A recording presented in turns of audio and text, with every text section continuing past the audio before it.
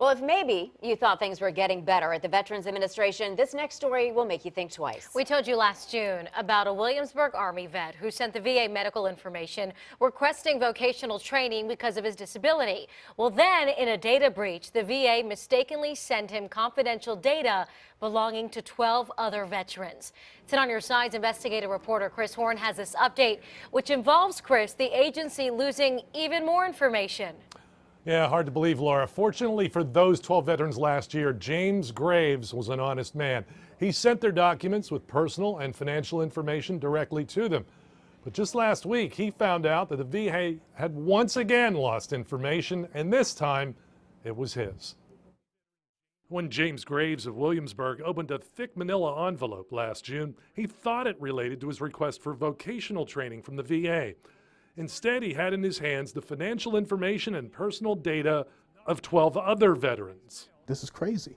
This shouldn't have happened. Graves then forwarded the info to the rightful owners. Chauncey Maver was one of those 12 victims. Thankfully, it ended up with somebody that was honest. But this time, Graves is more than just the middleman for lost information, more than just an honest broker. He's discovered that the records he sent the VA back in February last year were, well, lost.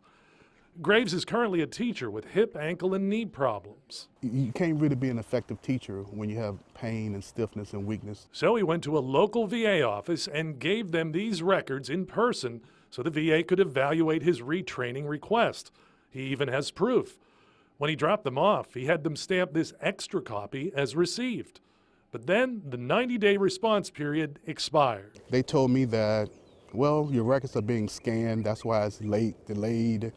So I kept calling back once every month. Pretty soon, instead of 90 days, it's a year later. They said that you never did an appeal.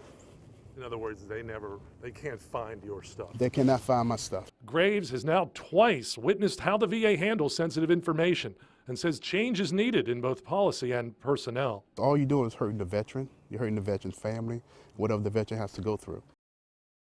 We've contacted the VA headquarters on behalf of Graves to see how they lost his records and when they can resolve his case.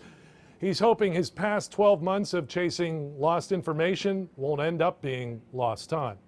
Chris Horne, 10 on Your Side.